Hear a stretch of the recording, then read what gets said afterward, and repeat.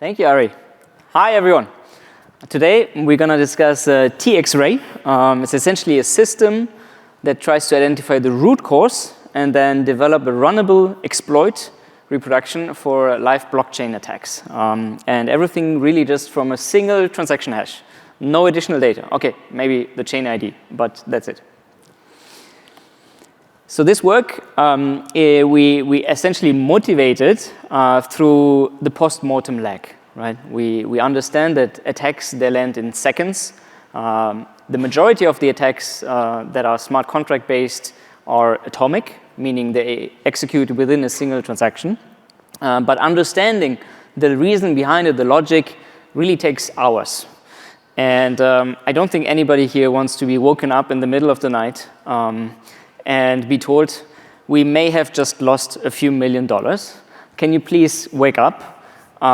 Analyze these blockchain transaction traces, look what happened, and identify whether we can recover any of these funds, right? And whether any of our other protocols are affected by it, whether any of our forks on other chains are affected by it, and whether any other similar protocols may also be affected by it, right? So that's kind of like almost like the worst case scenario when you're being woken up at night. And yet this is really somehow the industry practice at the moment, where collectively, I think over the last 5 years, roughly $16 billion in losses occurred in DeFi. So one concrete example that we've actually looked at in November last year was the balancer hack. About $90 million were stolen rather rapidly in the first attack wave. A few minutes after, you could see on Twitter, Twitter alerts, essentially, oh, there may be an attack at Balancer. You may want to look at this transaction, etc.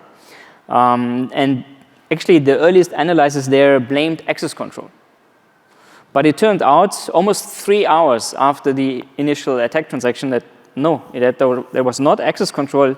The real cause was derived by hand, and apparently it was some rounding error in a pool invariant math. So something that was not that common at the time, and something that took experts quite a while to be likely woken up, and then identifying the issue. So for these 164 minutes, which is a long time, right?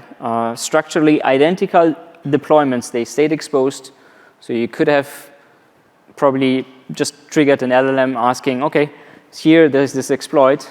Are there any other protocols that may be affected too? So you have 164 minutes to get some inference and craft an exploit for these other protocols, while wrong explanations actually circulated, right? And I would even say it goes further beyond structurally identical deployments. Similar deployments may be vulnerable, etc. So it's a real issue, right? And I wouldn't be surprised if attackers are doing exactly that already, right? So I don't think that's a hypothetical that we are discussing here. OK, so according to our data, and that's at least what we are seeing, right? The loss distribution looks roughly as such. So most incidents are small, and that's actually a problem. Because if the incidents are too small, then you don't want to put on a high-skilled team to analyze the postmortems, right? Because they cost so much. It's just not economically rational to do a postmortem for every attack that's maybe less than $30,000. So we have about 374 incidents that are $100,000. 1% of the dollars, they're actually so the majority of the incidents are just too small, essentially, to be analyzed. And a few incidents are really high priced. Right? So the distribution is extremely skewed. What about the location of the incidents? So where are they happening? Again, our data is actually maybe slightly biased because we look at transaction hashes of attacks that are being discussed on social media, in particular X. So it could be that other chains are not being discussed, for example, on X. So I just a word of caution that our data may be slightly biased here. But what we see is that the volume is actually on BNB, but the money is on Ethereum. So the dollar share is roughly 20% on BNB, while BNB has over 50% of the incident numbers, right? Then the other chains, they're kind of like minor, but I think it's an interesting distribution to observe. So on Ethereum, I suppose you can really hire an analyst team, and the more minutes you save when analyzing an exploit, the more likely you're actually able to save a few millions on either your other forked protocols or other people's protocols that are similar to yours, right? All right, so what about the time distribution? So here on the x-axis, you have quarters over the last few years. And so the gray bars are essentially what we tried to reconstruct based on public data, based on public reports. And our system is in production since 2026. So that's why that's essentially the red bars, right? So that's where we try to do this ongoing in production. So far in the first half of 2026, we found 179 incidents, which is more than in 2025. But again, we are maybe slightly biased because we didn't do like a very deep backfilling of historical data. We're really focusing on current exploits, on current data here, right? I still believe this is actually only the tip of the iceberg. There's probably much more out there, right? So we're still not seeing everything that's happening. So again, over time, but now what's the dollar amount, right? Did we see like a change in terms of like median exploit size? And we do not really see a change on the median amount at least, right? So you can see 2026 is about 50K, and the same through 2022. The medians are a little bit higher if you notice maybe in 2020 and 2021. And that's just because if you look at the previous plot here, there are just fewer incidents that we have at least, right? So that's why the median may be a bit skewed. But roughly speaking, we see a similar amount in terms of like median exploits. In Q4 of 2025, you see 131 million. That corresponds to the balancer hack, right? So that's that actually spiked that particular quarter. 90 million was taken quickly, 30 million were taken in the few hours that followed. And this is the window of opportunity where systems like this could help to mitigate the losses, right? And that's why we're working on this. Okay, I've spoken a lot about numbers and so on, but what kind of attacks are we actually looking at? We call them anyone can take opportunities. It's similar to an MEV opportunity. There are slight technical differences, but essentially it's an opportunity that really anyone can take, meaning there's no private key that you need to steal, there's no privileged access, there is no private order flow, right? It's literally public data only. You can write that exploit, you can test it yourself. So it's fully essentially tested and based on public data. What is out of scope is, for example, phishing attacks, address poisoning, key compromise, etc. Actually, I would like to have a shout out to Toxin Tracker, a tagger at CMU. They are, for example, looking at address poisoning and doing a great job with that, right? So obviously in DeFi security, there are a lot of different angles on how to avoid losses. We are, in this talk at least, focusing on anyone can take opportunities. All right, so what about the technical side of TxRay? Well, it's actually a rather standard, I would say by now, agentic system. It's one orchestrator and then 6 specialized agents. We have 2 dimensions to the problem. One dimension is the root cause analysis, essentially what caused the exploit, right? Well, what is the flow? And here we have 3 underlying components. So for example, we look at on-chain data. So we must have access to an archive node. We must have access to the trace of a particular transaction. So all the execution details of the EVM trace here in this particular example. Then we have a specialist that analyzes this, and we have a challenger, a so-called challenger, that then challenges a report written by the root cause analyzer. I would say this is somewhat of a human heuristic, this design. There may be other designs that work better, that are more cost efficient. But that's at least what we tried, what seemed to work for our case so far. The other dimension is the POC generation. So proof of concept generation, meaning self-contained foundry code that you can execute on a given forked blockchain state, assuming no privileged access, right? Assuming no access to any attacker contracts, etc. So it's essentially a foundry forge test on that forked chain state. So what's important is that every claim that the root code analyzer does must survive a challenger, right? This is the third component in the first dimension of TxRay. So we collect data, for example, from Etherscan and on-chain data. Then we analyze the data. We try to write a report of what is the root cause, what kind of approvals do you need, how are funds extracted. And then at the end, this is fed into the challenger, which then will say, okay, you can go and give this to the POC generator, or no, you need to collect more data or be more explicit.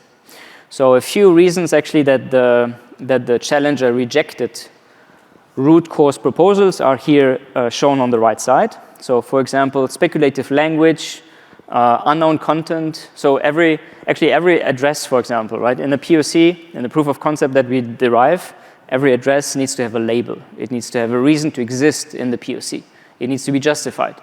So if it's not, it should be rejected. So these are just some examples of why, for example, the challenger agent is pushing back on a particular root cause analysis. And then regarding the POC generation, the root cause actually is really just a test that we create, that we actually generate on the fly. So for example, we have victim contracts, we have asset addresses, we have actually, quite important, we have two constraints, so hard and soft constraints. In particular, for example, the soft constraints would be if the economic direction needs to be, like how much the POC is making should be roughly aligned with the original attack, right? So we have, it's not merely positive, it needs to be somewhat in the ballpark figure of the original attack. What's actually interesting here is you could even let the agents optimize attacks. We have written papers on that before. A lot of DeFi attacks are actually suboptimal. So you can, in many cases, do backrunning arbitrage and extract higher values, which you could actually plug in here really nicely.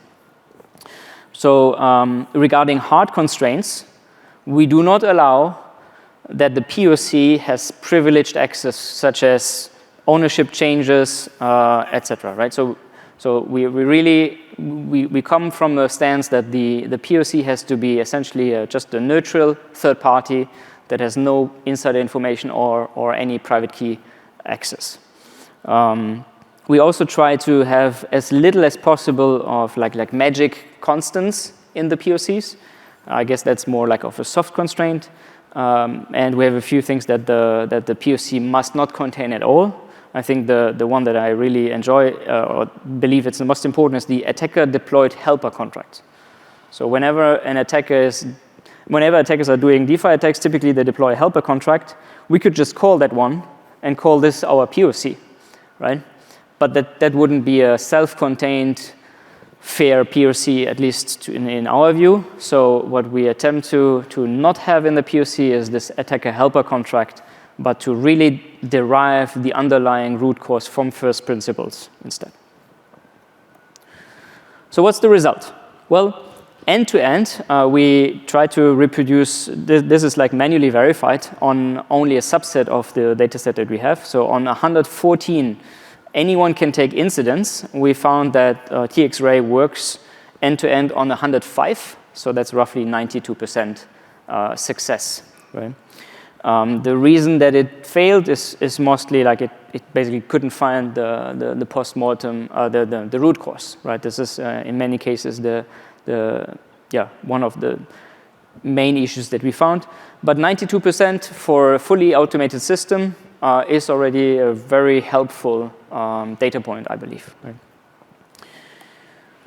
And what about the POC quality? So we have, for example, there's a very famous and really helpful data set out there called DeFi Hack Labs.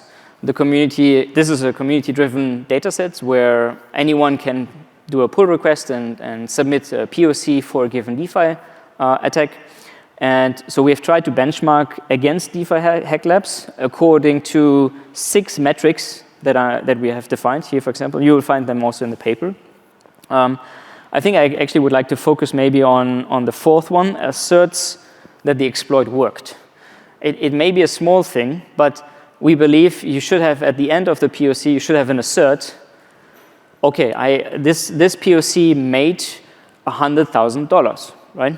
So that's a simple assert at the end of the POC that will just help with rigor and quality of the POC. We found that very few of the public POCs have this kind of assert. We've also seen that there are actually very few that have no exploit-specific constants. Even in our case, 50% of our POCs still have exploit-specific constants, some magic numbers essentially that are required for the POC to work. Right? Ideally, any constant should be derived somewhat through some optimization function or through some initial balance that is provided. Right? That would be the ideal POC. We are also not perfect, of course. That's essentially the comparison to open source POCs. And we also did in the paper you will find we did a live deployment. So this was actually before we went fully into production in 2026. And what we did is we ingested transaction hashes from Twitter. Then we checked whether whether the system can find the root cause. So that actually worked for 17 out of 20. 4 were actually anyone can take transactions. So we filtered them earlier, right? So and then from the 17 that worked, everything 100% were then converted into an executable POC. So that's quite interesting. So it means analyzing the root cause is harder than writing the POC, which makes sense, right? If I tell you, oh, the root cause is an invariant math issue in that pool, then you have a very strong direction into which to look, and you're probably gonna write the POC just fine, right? If I tell you it's an access control issue, while it's not, you're probably gonna fail, right? So it's really the root cause analysis is the hardest part of this job here. What about the time? I think the timing here, you will see it's actually quite slow. From alert to POC end to end, it's almost an hour. This can be the speed can be increased substantially if you're willing to increase the costs of inference, right? So it's just a cost question. So I think 60 minutes is slow, but it's fine if the costs are a matter. And speaking of costs, the median API cost for the paper at least that we've paid was about $4.4, which I think is great. $4.4 will allow us to analyze and to get postmortems for all the incidents that are out there. Right? Now it makes sense. You can actually run this automation. You don't need to invest like expensive engineering resources for the big tail of DeFi incidents. Right? And it could be that some of these like long tail incidents may even occur in bigger protocols, and then you can save these funds there. Right? So I think that's a really, really positive sign for DeFi security. So this is in production at clarahacks.com. We have over 600 incidents that are cataloged there. It supports 14 chains. We also backfilled from a variety of sources like DeFi Hack Labs, DeFi Llama, etc. And that's available today, right? So people essentially try to get information about the latest hacks there. But what really comes next, right? So as a team collectively, we're actually number 1 on HackerOne. We have found over 140 CVEs and $125,000 in bounties. And we believe this TxRay is really just the beginning or a piece of a bigger puzzle. And it's really about an autoimmune system for software where when you observe an attack, you want to see how similar is that attack to potentially other code that may be vulnerable, whether it's EVM, blockchain, web, whatever. Then you want to quantify, is my threat surface changing? How am I affected? If I am affected, you create a validated POC, then you create a patch, then you verify the patch. And the wheel continues, right? So I hope in the security field we're really moving towards a more real-time kind of autoimmune system in general, and I see TxRay really as being a piece of this puzzle. So what to take away from today? The post-mortem bottleneck is automatable, right? I think the industry is actually quite mature on the incident detection, but the post-mortem hasn't been tackled that much yet. There wasn't that much attention until recently. So I think this is really automatable, which is great. 92% success rate in the paper. And validation is really the product. So you need to validate, right, if you find a POC. We are running in production. You can also check out Clara.coms or Clara Hacks, the Twitter bot. There's actually just tweeting about the post-mortem live. This is fully automated, also disclosed AI bot.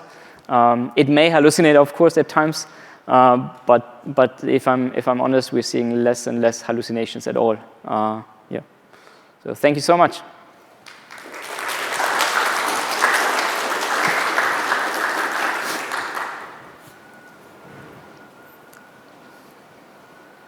Any questions? Any questions for the speaker?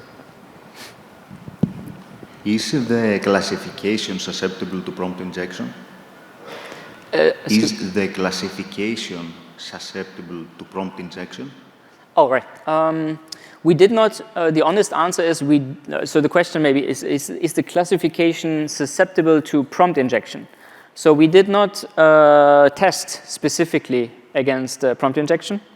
That's an honest answer because it's actually quite some work, right, to test.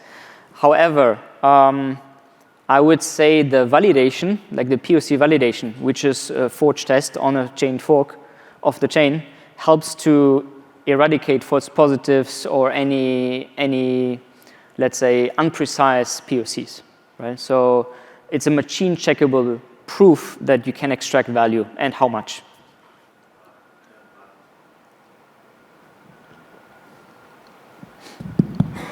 But to proceed to the proof of concept generation stage, you need to classify this as a bug. So my concern is maybe an attacker in the metadata of their transaction, they put something that confuses the model. That's a good point. So you're suggesting that the TxRay system it works on 2 dimensions, right? The root cause classification, then the POC generation. So prompt injection may actually tip off the first part. And you're totally right. I think that's definitely the case. From my practical experience, qualitative experience, I don't have numbers to give you. Prompt injection gets harder the more smarter models you use. But obviously, that's not a very scientific defense. Thank you. Thank you.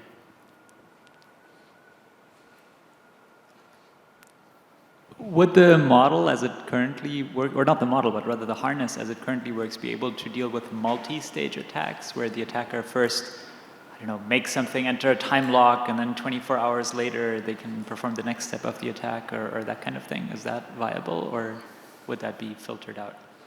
That would definitely be possible. It may be a bit more expensive operational-wise. I'm not sure if we actually evaluated that. Liyi in the back is actually the lead senior author on this paper. Did we evaluate that? Great. Cool. Thanks a lot. Right.